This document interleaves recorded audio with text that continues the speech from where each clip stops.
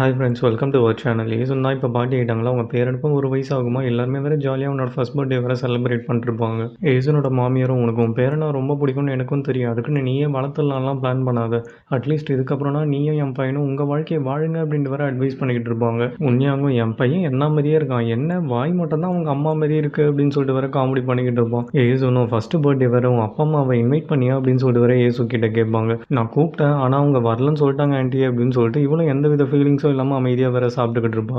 உடனே யாங்க நானாக இருந்தாலும் வரமாட்டேன், வேலை வெட்டி இல்லாத ஒரு மாப்பிள்ளை வீட்டுக்கு யார் தான் வர ஆசைப்படுவாங்கன்னு வேற கலாச்சிக்கிட்டு இருப்பாரு. அட்லீஸ்ட் உன் அண்ணன் தம்பிங்களானா கூப்பிட்டியா, அவங்க என்ன சொன்னாங்க அப்படின்னு வேற ஏசணும் கேட்பாங்க. கூப்பிட்டேன் ஆண்டி, என் பேக்கை கூட அவங்க பார்க்க விரும்பலன்னு சொல்லிட்டாங்க அப்படின்னு வேற ஃப்ராங்காக பேசிடுவா.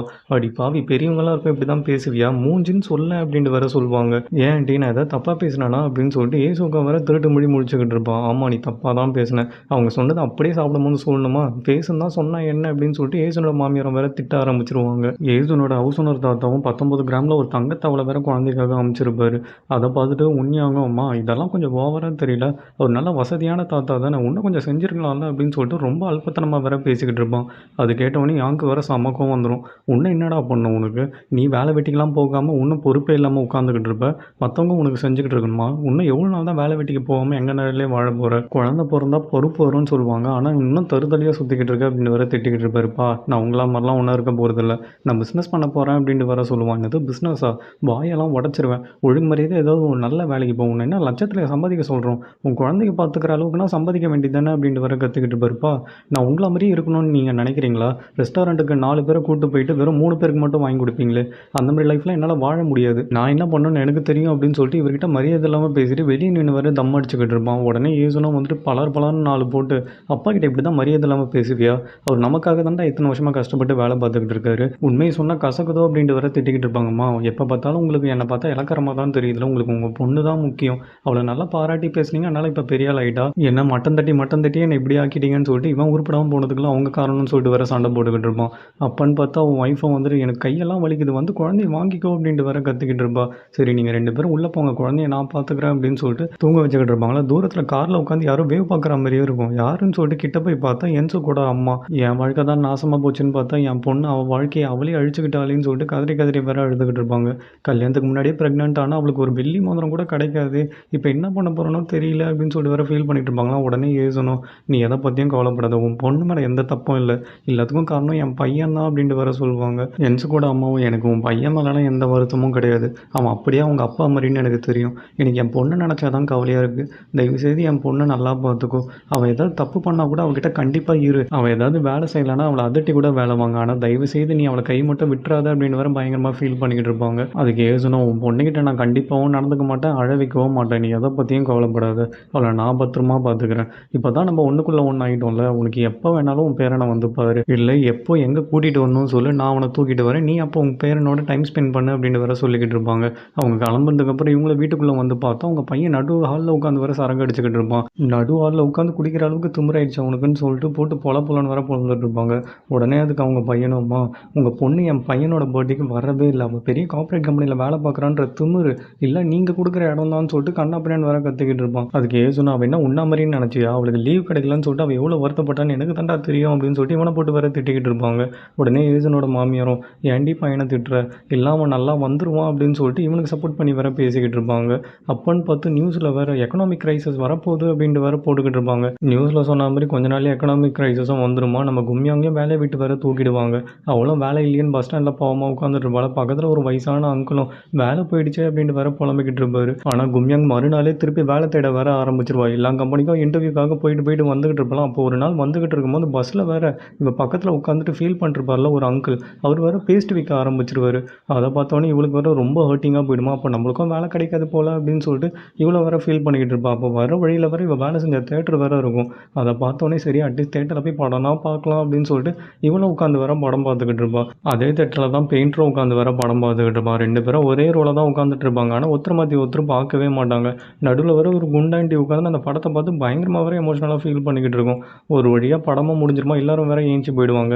ஆனால் பெயிண்டர் மட்டும் எப்போ பார்த்தாலும் இந்த தேட்டருக்கு நம்ம கும்மியாங்க தேடி தான் வருவான். இன்றைக்கும் அவன் வரல போல அப்படின்னு சொல்லிட்டு சோகமாக வேற அங்கே இருக்க குப்பையெல்லாம் எடுத்துகிட்டு வந்து வேற டஸ்ட்பினில் போட்டுட்டு இருப்பான். தேட்டர் ஓனரும், அட பாவி இன்றைக்கினா அவளை மீட் பண்ணியா, இல்லை எப்போ தாண்டா அவள் வெளியே போனா, ஏன்டா உனக்கு கிடைக்கிற சான்ஸ்லாம் இப்படி எட்டி உதச்சி மிஸ் பண்ணிக்கிட்டே இருக்க, தயவு செய்து போய் அவளை மீட் பண்ணு, இல்லை திருப்பி அவளை பார்க்கவே மாட்டேன் அப்படின்ட்டு வர திட்ட ஆரம்பிச்சிருவாரு. என்னது வந்தாளா அப்படின்னு சொல்லிட்டு இவனை வெளில ஓடி போய் பார்ப்பான். திருப்பி வர அவன் கரெக்டாக பஸ்ஸில் ஏறி உட்காந்துருவான். என்னது திருப்பி ஓடணுமா அப்படின்னு சொல்லிட்டு இவனை வர பஸ்ஸு பின்னாடியே கத்திக்கிட்டே ஓடுவான். திடீர்னு காலில் வர அடிபட்டுருமா, இப்போ மட்டும் இந்த சான்ஸை மிஸ் பண்ணோம், இதுக்கப்புறம் நம்ம லைஃப்பில் அவளை மீட்டே பண்ண முடியாது, அடுத்த ஜென்மத்தில் தான் மீட் பண்ண முடியும், ஸோ நம்ம ஓடலாம் அப்படின்னு சொல்லிட்டு அடிப்பட்ட காலை வச்சுட்டே திருப்பி ஓடி அந்த பஸ்ஸையும் வர பிடிச்சிருவான். அந்த பஸ் டிரைவரும் அடுத்த பஸ்ஸில் வரலாம்ல, அப்படி என்ன அவசரம் அப்படின்ட்டு வர திட்டிக்கிட்டு இருப்பாரு.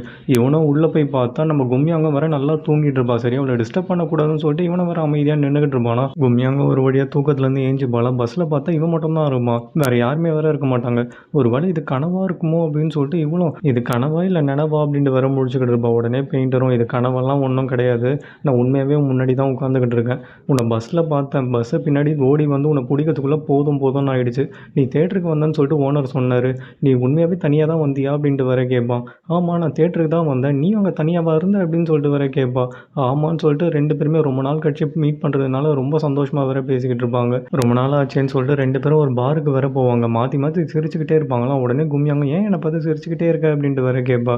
இல்லை ரொம்ப நாள் கழிச்சு பார்க்குறேன்ல, நான் உன்னை ரொம்ப மிஸ் பண்ணேன் அப்படின்ட்டு வர சொல்லுவான். சரி இப்போ எங்கே வேலை பார்க்குற அப்படின்ட்டு வர கேட்பா. நான் ஒரு பெரிய ஆர்ட் கேலரியில் ஆர்ட் டீச்சராக இருக்கேன், நல்ல சேலரி தராங்க அப்படின்னு வர சொல்லுவான். பரவாயில்லையே பிக்காஸுக்கு கரெக்டான ஒரு இடத்துல தான் இப்போ வேலை கிடச்சிருக்கு அப்படின்னு சொல்லிட்டு இவ்வளோ வேற பயங்கரமாக கலாய்க்க ஆரம்பிச்சிருவா.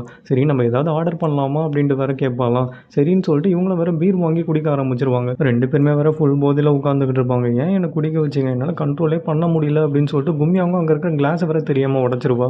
பார்த்து கையிலலாம் குத்திக்க போகுது அப்படின்னு சொல்லிட்டு பெயிண்டர் வேற ரொம்ப அக்கறையாக வேற விசாரிச்சுட்டு இருப்பான். கும்மியாங்க நீ பண்ணுறதுலாம் பார்க்கும்போது என் அப்பா பண்ணுற மாதிரியே இருக்கு அப்படின்ட்டு வேற சொல்லுவான். உடனே பெயிண்டரும் உன் பக்கத்தில் உட்காந்தாங்கன்னே எனக்கு ஏதோ ஹார்ட் அட்டாக் வர மாதிரி இருக்குது, ஒரு மாதிரி புது ஃபீலிங்காக இருக்குது அப்படின்ட்டு வேற பர்ஃபார்ம் பண்ண ஆரம்பிச்சிருவான். இவளுக்கும் வேற பயங்கரமாக சிரிப்பு வந்துடும். என்னடா விட்டா போடுவ போல், முன்னாடி இருந்ததை விட இப்போ பயங்கரமாக இம்ப்ரூவ் ஆகிட்டா அப்படின்ட்டு வர கலாய்ச்சிக்கிட்டு இருப்பா. இவனும் இதுதான் சான்ஸ்ன்னு சொல்லிட்டு முன்னாடி உனக்கு ஞாபகம் இருக்கா, நான் உனக்கு புக்ஸ் எல்லாம் கொண்டு வருவேன், அப்போல்லாம் உன் கையை பிடிச்சி நடக்கணும்னு எனக்கு அவ்வளோ ஆசை, எல்லாருக்குள்ளேயும் ஒரு ஆசை இருக்கும்ல அப்படின்னு சொல்லிட்டு இவனை வேற பயங்கரமாக ஃப்ளோட் பண்ணிக்கிட்டு இருப்பான். கும்மியாவுக்கும் இவனை ரொம்ப பிடிக்கும்ல, ஸோ பட்டுன்னு அவ்வளோ வேற விழுந்துருவா. ரெண்டு பேரும் கையை பிடிச்சிட்டு ஜாலியாக வேற மொக்க போட்டுக்கிட்டு இருப்பாங்க. கொஞ்ச நாளில் இவங்களும் லவ் பண்ண ஆரம்பிச்சிருவாங்களாம். அவன் வீட்டுக்கு போயிட்டு இவளும் வேற பெயிண்டிங்கெல்லாம் போஸ் கொடுக்குறன்ற பேரில் காமெடி பண்ணிக்கிட்டு இருப்பான். உடனே அதுக்கு பெயிண்டரும் இவ்வளோ நேரம் நல்லா தானே போஸ் கொடுத்துருந்தேன், இப்போ எதுக்கு இப்படி படுத்துக்கிட்டு இருக்க, அதுவும் மூஞ்சில் எக்ஸ்பிரஷன் என்னது பயங்கர காமெடியாக இருக்குன்னு வேற கலாச்சிக்கிட்டு இருப்பான். டைட்டானிக் ரோஸ் மாதிரி போஸ் கொடுக்கலாமேன்னு ட்ரை பண்ணேன், ஏன் நல்லா இல்லையா அப்படின்ட்டு வேற கேட்பா. ஓஹோ உனக்கு ஜாக் மாதிரி வரையணுமா, அப்போனா வேற ஒரு மூடு வேற ஒரு செட்டப் இருக்கணும், பரவாயில்லையா அப்படின்ட்டு வேற கலாய்ப்பான். அப்படியா சாருக்கு அப்படி என்ன மூடு என்ன செட்டப் வேணும் அப்படின்னு சொல்லிட்டு இவனை வேற பங்கமாக கலாய்க்க ஆரம்பிச்சிருவா. சரி கலாய்க்காத அப்படின்னு சொல்லிட்டு இவனை வேற கிஸ் பண்ண வருவான். இவனுக்கு வேற சிரிப்பு வந்துருமா, பட்டுன மூஞ்சிலே வேற துப்பி விட்டுருவான். அடா பாவி எப்போ பார்த்தாலும் கிஸ் பண்ணுறேன்னு பேரில் கேர்ள் ஃப்ரெண்ட் மூஞ்சிலே துப்புறியே, உனக்கு ஒரு கிஸ் கூட பண்ண தெரியாதா அப்படின்னு சொல்லிட்டு கும்மி அவங்க வேற பயங்கரமாக போட்டு திட்ட ஆரம்பிச்சிருவா. நான் என்ன பண்ணுறது ஃபுல் கான்சன்ட்ரேஷனில் தான் கிஸ் பண்ண வரோம், ஆனால் உன் மூஞ்சை பார்த்தோன்னே அப்படியே டைவர்ட் ஆகி சிரிக்க ஆரம்பிச்சிடுறேன்னு சொல்லிட்டு வேற காமெடி பண்ணிக்கிட்டு இருப்பான். ரெண்டு பேரும் உட்காந்து வேற சாப்பிட்டுக்கிட்டு இருப்பாங்களாம். உடனே நம்ம கும்மியாங்க உனக்கு ஃபிஷ்னா ரொம்ப பிடிக்கும்ல அப்படின்ட்டு வர கேட்பா. இவனும் தெரியாமல் ஆமான்னு சொல்லிடுவானா, இதுதான் சான்ஸ் அப்படின்னு சொல்லிட்டு இவனை ஃபேமிலிக்கு இன்ட்ரடியூஸ் பண்ணலான்ற பேரில் அவங்க அப்பாவோட போட்டில் ஃபிஷிங்க்கு வேற கூப்பிட்டு போயிடுவா. இவனுக்கு வேற கடல்னா சுத்தமாக ஆகவே ஆகாதான், போட்டுக்கு போனவொடனே வாந்தி வேற எடுக்க ஆரம்பிச்சிருவான். அங்கே வர இவனை பார்த்தாலே பிடிக்காதான், வந்ததுலேருந்து வாமிட் தான் பண்ணுறேன், வாமிட் பண்ணி என் பொண்ணை கரெக்ட் பண்ணிட்டியா, எதை சொல்லி ஏமாத்தினேன் அப்படின்னு சொல்லிட்டு இவனை வேற பயங்கரமாக பிடிச்சி அவனை திட்ட ஆரம்பிச்சிருவாரு. உடனே கும்மியாங்கப்பா ஏன் இப்போ மூஞ்சை உருனே வச்சுக்கிட்டு இருக்கீங்க, அவர்கிட்ட கொஞ்சம் நல்லா தான் பேசுங்களேன் அப்படின்ட்டு வேற சொல்லுவா. என் மூஞ்சே அப்படி தான், இவன் பேர் வந்ததுலேருந்து வாந்தி எடுத்துக்கிட்டு இருக்கான், அதான் உனக்கு ஃபுட்டு வந்துச்சுல போய் சாப்பிடு, அதுக்கு காசு மட்டும் கொடுத்துட்ற போமோந்து அப்படின்னு வேற மிரட்டிட்டு இருப்பாரு. கும்மியாங்கப்பா நான் இப்போ தானே சொன்னேன் ஒழுங்காக மீன் பிடிச்சி தாங்க, நான் வேற இவர்கிட்ட நீங்கள் நல்லா மீன் பிடிப்பீங்கன்னு பில்டப்லாம் பண்ணிட்டேன், என் பேரை காப்பாற்றுங்க அப்படின்னு வேற சொல்லிக்கிட்டு இருப்பா. அவங்க பெரிய மீன் பிடிக்கணும்னு சொல்லிட்டு சின்ன மீனெல்லாம் எடுத்து கடலில் விட்டுட்டு இருப்பாரு. அதை பார்த்த உடனே நம்ம பெயிண்டரும் அங்கிள் நீங்கள் ரொம்ப நல்ல மனுஷனாக இருக்கீங்க, பிடிச்ச மீனெல்லாம் திருப்பி எடுத்து கடல்லே போட்டுறீங்க அப்படின்ட்டு வேற சொல்லுவான். பெரிய மீனை பிடிக்கணும்னா சின்ன மீனை தூக்கி போட்டு தானே ஆகணும், நீ வாயை வச்சுட்டு ஒழுங்காக நீ ஹெல்ப் பண்ணுறியா இல்லை கம்முன்னு உட்காந்துட்டு இருக்க போறியா அப்படின்ட்டு வேற கத்திக்கிட்டு இருப்பாரு. கும்மியாங்க வேற போட்குள்ளே போயிடுவாங்களாம். இவனும் வேற பின்னாடியே போவான். ஏன் இப்போ என் பொண்ணு பின்னாடியே போகிறேன், என்ன பிளான் வச்சிருக்க, ஒழுங்காக எதையும் உருட்டாமல் இங்கேயே அமைதியாக உட்கார, அவள் வருவா அப்படின்னு சொல்லிட்டு யாங்க வேற பிடிச்சி கத்திக்கிட்டு இருப்பாரு. இவங்களும் மீனெல்லாம் பிடிச்சிட்டு டைவிங் ஆண்டியோட ரெஸ்டாரண்ட்டுக்கு வந்து சரக்கு வேற அடிச்சுக்கிட்டு இருப்பாங்க. கும்மியாங்க வேற ஃபுல் போதையில் வேற மட்டையாகி கிடப்பாலாம். டைவிங் ஆண்டியும் ஆமாம் எவ்வளோ நாள் தான் இப்படியே குடிச்சிக்கிட்டே இருக்க போகிறாங்க, பேசவே மாட்டாங்களா, பேசினா தானே ஏதாவது தெரியும் அப்படின்னு வேற புலம்பிக்கிட்டு இருப்பாங்க. இப்படியே இருந்தால் வேலைக்கு ஆகுதுன்னு சொல்லிட்டு அங்கே ஆமாம் நீ எதுக்கு இப்போ ஜூஜோ ஐலாண்ட் வந்த, உனக்கு போட்டும் ஓட்ட தெரிய மாட்டேது பேசவும் மாட்டுற, எனக்கு உன்னை பார்த்தாலே சுத்தமாக பிடிக்கல அப்படின்னு சொல்லிட்டு அவனை போட்டு வர கண்ணா பின்னான்னு திட்ட ஆரம்பிச்சிருவாரு. அதுக்கு அந்த பெயிண்டரும் இல்லை அங்கிள் நீங்களே என்னை பிடிக்கலன்னு சொல்கிறீங்க, இப்போ நான் எது பண்ணாலும் உங்களுக்கு பிடிக்க போகிறதில்ல, அதனால தான் வாயை வச்சுட்டு சும்மா இருக்கேன் அப்படின்ட்டு வர சொல்லுவான். உடனே இந்த பக்கம் டைவிங் ஆண்டியும் ஏசும் நீ சொல்லு உனக்கு இந்த பையனை பிடிச்சிருக்கா பிடிக்கலையா, பிடிக்கலன்னா ஏன் பிடிக்கலன்னு சொல்லணும் அப்படின்ட்டு வர கேட்பாங்க. எனக்கு இந்த பையனை பிடிக்கலன்னா வேணால் நான் சொல்ல மாட்டேன், நான் வேணா அந்த பையனோட ஃபேமிலியை பற்றி சொல்லட்டுமா அப்படின்னு சொல்லிட்டு ஏசனும் பயங்கர எக்ஸைட் ஆகிடுவாங்க. இந்த பக்கம் யாங்கோ நீ பேசவே மாட்டேற, அப்புறம் எப்போ என்னை கன்வின்ஸ் பண்ண போகிற அப்படின்ட்டு வேற கத்திக்கிட்டு இருப்பாரு. இல்லை அங்கிள் நான் அதிகமாக சாப்பிட்டனால தான் என்னால் பேச முடியல அப்படின்ட்டு வேற பெயிண்டரும் சமாளிக்க ஆரம்பிச்சிருவான். அதுக்கு கும்யாங்கோட தம்பியும் நாங்கள் என்ன அவ்வளோ உனக்கு சோறு போட்டு சாவடிச்சிட்டோம் அப்படின்னு சொல்லிட்டு மரியாதை இல்லாமல் வேற பேசுவான். உடனே கும்யாங்கும் தலையிலேயே ஒன்று போட்டு அப்படிலாம் பேசக்கூடாது அப்படின்னு சொல்லிட்டு நானும் ரெஸ்ட் ரூம் போயிட்டு வரேன் அப்படின்ட்டு வேற வெளில போயிடுவா. இவ போனவொடனே தான் நம்ம பெயிண்டரும் பின்னாடி நூல் பிடிச்ச மாதிரி போவான்ல. உடனே நம்ம யாங்கும் எங்கே போகிறேன், என் பொண்ணு இப்போ ரெஸ்ட் ரூம் தான் போகிறா, பின்னாடி போய் இருட்டில் என்ன பண்ணலான்னு பிளான் பண்ணியிருக்க அப்படின்னு சொல்லிட்டு வேற கத்திக்கிட்டு இருப்பாரு. இல்லை அங்கிள் நீங்கள் நினைக்கிற மாதிரிலாம் இல்லை, வெளில வேற பயங்கர கூலராக இருக்குது, அதனால தான் அவளுக்கு இந்த ஜாக்கெட்டை கொடுக்கலாமேன்னு சொல்லிட்டு போகிறேன், நான் வந்துடுறேன் அப்படின்னு வேற அவனும் வெளில ஓடிடுவான். உடனே உண்மையாங்கும்ப்பா எனக்கு என்னது இவனை பார்த்தா சந்தேகமாக இருக்குது, நம்ம கும்மியாங்க இவன் ஏமாத்திடுவான்னு நினைக்கிறேன், நல்லா விசாரிச்சுட்டு கொடுங்க அப்படின்ட்டு வர சொல்லிக்கிட்டு இருப்பான். உடனே யாங்கும் பயங்கர டென்ஷன் ஆகிடுவார். டேய் வாய் வச்சுட்டு சும்மா இரு, உன் அக்காவோட புருஷனை பார்த்து அப்படிலாம் பேசக்கூடாது அப்படின்ட்டு வர திட்ட ஆரம்பிச்சிருவாரு. என்னது அக்கா புருஷனா, இந்த ஆள் என்ன பண்ணிட்டான்னு இவ்வளோ ஈஸியாக அக்செப்ட் பண்ணிக்கிறீங்க, ஆனால் என் ஒய்ஃபை அக்செப்ட் பண்ணால் அவ்வளோ சீன் போட்டிங்க அப்படின்னு சொல்லிட்டு வேற சண்டை போட ஆரம்பிச்சிருவான். வெளியே பெயிண்டரும் அப்பாவை நான் இப்படி தான் பேசி கன்வின்ஸ் பண்ண போகிறானோ தெரியல அப்படின்னு சொல்லிட்டு கும்மியாங்கும் கோட்டெல்லாம் போட்டு வேற கூப்பிட்டு வந்துக்கிட்டு இருப்பான். இங்கே பாரு ஃபஸ்ட்டு பேசணும், நான் உன் அம்மா கிட்ட என்ன முன்னாடி ஒரு மாதிரியும் பின்னாடி ஒரு மாதிரியுமா பேசுகிறேன், மனசில் பட்டதை பேசலை, அந்த மாதிரி நீயும் பேசு அப்படின்ட்டு வேற சொல்லுவா.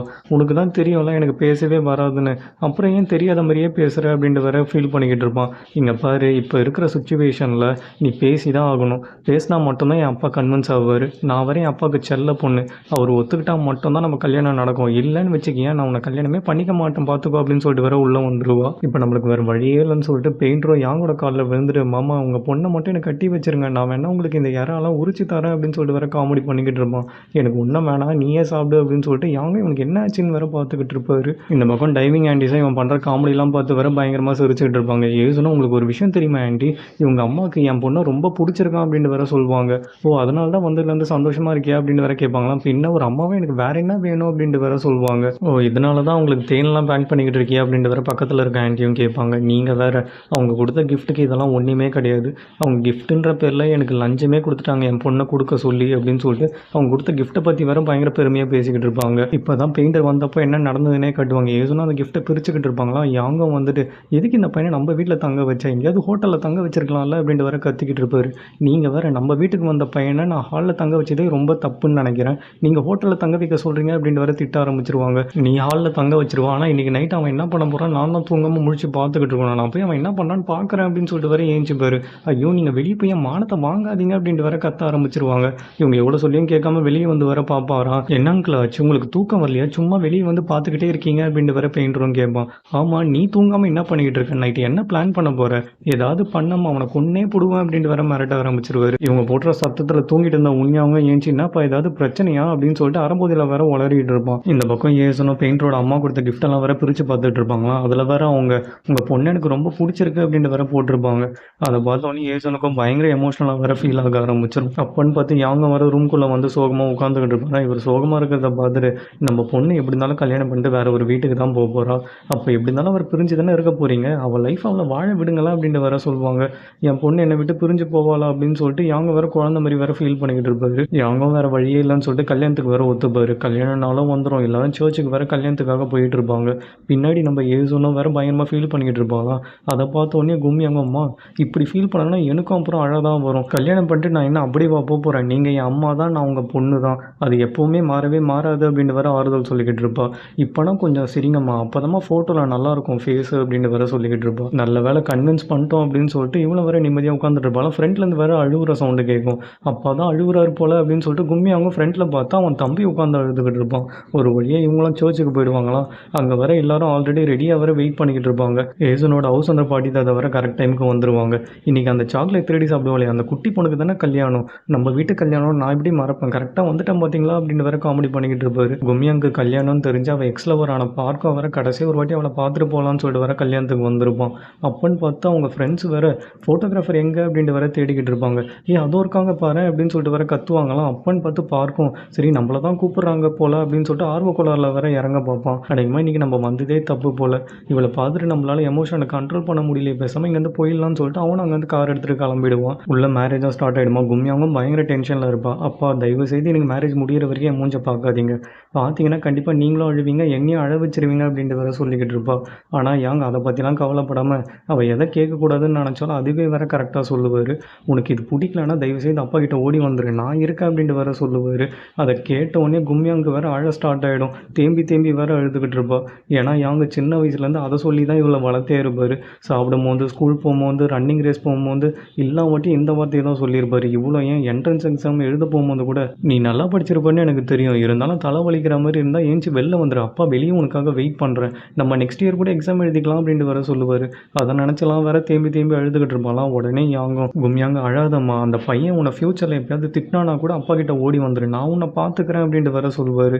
உடனே கும்யாங்கப்பா உங்களுக்கு கொஞ்சம் அறிவு இருக்கா, கல்யாண நாள் அன்னைக்கு பேசுகிற பேச்சா இது, உங்களுக்கு எப்போ என்ன பேசணுன்னே தெரிய மாட்டேது, கொஞ்சம் வாயை வச்சுட்டு சும்மா இருங்க அப்படின்னு சொல்லிட்டு வேற தேம்பி தேம்பி அழுதுகிட்டு இருப்பா. டோரும் ஓப்பன் ஆகிடும், மேரேஜும் வேற ஸ்டார்ட் ஆகிடுமா. ஆனால் கும்யாங்கால அழுகையை கண்ட்ரோலே பண்ண முடியாது. அழுதுகிட்டே வேற வந்துகிட்டு இருப்பா. இவ அழுவுறத பார்த்து அங்கே இருக்கிற எல்லாருமே வேற பயங்கரமாக ஃபீல் பண்ண ஆரம்பிச்சிருவாங்க. இந்த பக்கம் டைவிங் ஆண்டிஸும் ஏசுனுக்காக நான் அழுதேன், இப்போ ஏசுன் அவள் பொண்ணுக்காக அழுகுறா, இதை பார்க்கும் போதே பயங்கர எமோஷனலாக இருக்குன்னு வேற ஃபீல் பண்ணிக்கிட்டு இருப்பாங்க. கும்யா அவங்க அழுவுறத பார்த்துட்டு பெயிண்டரை வேற ஓடி வந்துடுவான். ஏன் இப்போ அழுகுறா, நம்ம 2 பேரும் ஸ்ட்ராங்காக இருக்கணும்னு சொல்லுவேன், இப்போ இப்படி அழுதுகிட்டு இருக்கேன், நம்ம வேணா இந்த கல்யாணத்தை நிறுத்திடலாமா அப்படின்ட்டு வேற கேட்பான். ஒன்றும் வேணாம் வா நம்ம கல்யாணம் பண்ணிக்கலாம் அப்படின்னு சொல்லிட்டு 2 பேருமே வேற கல்யாணம் பண்ணிப்பாங்க. நான் தான் சொன்னேன்ல உன் அம்மாவோட உன் அப்பா தான் பயங்கரமாக அழுவாருன்னு, பாரு எப்படி தேம்பி தேம்பி அழுவுறாருன்னு சொல்லிட்டு தெரியும் வேற இந்த பெயிண்டரும் வாங்கி விட்டுருவான். இது என் அப்பா அழுகுறாரா அப்படின்னு சொல்லிட்டு கும்யாங்க வேற இன்னும் அழ ஆரம்பிச்சிருவா. அந்த பக்கம் நம்ம ஏசணும், தயவு செய்து அழுவதை நிறுத்துறீங்களா அப்படின்னு சொல்லிட்டு யாங்க வேற கன்வின்ஸ் பண்ணிக்கிட்டு இருப்பாங்க. யாங்க அவரோட மாப்பிள்ளையை கட்டி பிடிச்சிட்டு என் சொர்க்கத்தையும் உங்ககிட்ட ஒப்படைக்கிறேன், தயவு செய்து அவளை நல்லா பார்த்துக்கோ அப்படின்ட்டு வேற கதற ஆரம்பிச்சிருவாரு. அதை பார்த்த யாங்கோட அம்மாவும், நான் 2வது கல்யாணம் பண்ணிக்கிட்டா கூட இவ்வளோ ஃபீல் பண்ண மாட்டான் போல, பொண்ணுக்காக இப்படி கதறிட்டு இருக்கான் அப்படின்னு சொல்லிட்டு வேற கலாய்ச்சிக்கிட்டு இருப்பாங்க. ஏசனும், ஏன் என் மானத்தை வாங்குறீங்க அழுது, தயவு செய்து கண்ணை தொடங்க, அவங்க மூஞ்ச பார்க்க சகிக்கல அப்படின்ட்டு வேற திட்டிக்கிட்டு இருப்பாங்க. ஒரு வழியாக மேரேஜே முடிஞ்சு எல்லாருமே வேற வீட்டுக்கு வந்துகிட்டு இருப்பாங்களா. ஏசனும், உங்கள் தலையை பாருங்க எப்படி இருக்கு, ஒழுங்காக டை அடிச்சிருக்கலாம்ல, உங்கள் பொண்ணை என்ன அவ்வளோ மிஸ் பண்ணுறீங்க, இவ்வளோ சோகமாக இருக்கீங்க, இதுக்கப்புறம்னா உங்கள் பொண்டாட்டியை கொஞ்ச நாள் கவனிக்க பாருங்க, ஏன்னா இதுக்கப்புறம் உங்கள் பொண்ணு அவங்க புருஷனை தான் கவனிச்சுப்பா, நான் தான் இதுக்கப்புறம் உங்களை பார்த்துக்கணும் அப்படின்னு சொல்லிட்டு இவருக்கும் வேற ஆறுதல் சொல்லி வேற கூப்பிட்டு வந்துகிட்டு இருப்பாங்க. இவங்களும் வீட்டுக்கு வரும்போது அங்கே வேற ஒரு கேங் நின்றுட்டு இருக்கும். அந்த கேங்கோட நேரம் உன்யாங்கிட்ட வந்துட்டு, உன் பேர் தானே உன்யாங், நீ அந்த சியோலோட ஃப்ரெண்டு தானே, மரியாதையாக சொல்லி எங்க அவன் அப்படின்ட்டு வேற கேட்பாங்க. உடனே உன்யாங்கும் என்ன பண்ணுறதுனே தெரியாமல், எதுக்கு நீங்கள் அவனை தேடுறீங்க அப்படின்ட்டு வேற கேட்பான். இவங்கள பார்த்த உடனே எல்லாமே வேற பயங்கர ஷாக் ஆகிடுவாங்க. இதுக்கப்புறம் ஏசனோட பையனால் அவங்க ஃபேமிலிக்கு என்னென்னலாம் பிரச்சனை வரப்போகுதுன்னு சொல்லிட்டு நம்ம நெக்ஸ்ட் எபிசோடில் கண்டிப்பாக பண்ணலாம். Until then bye friends.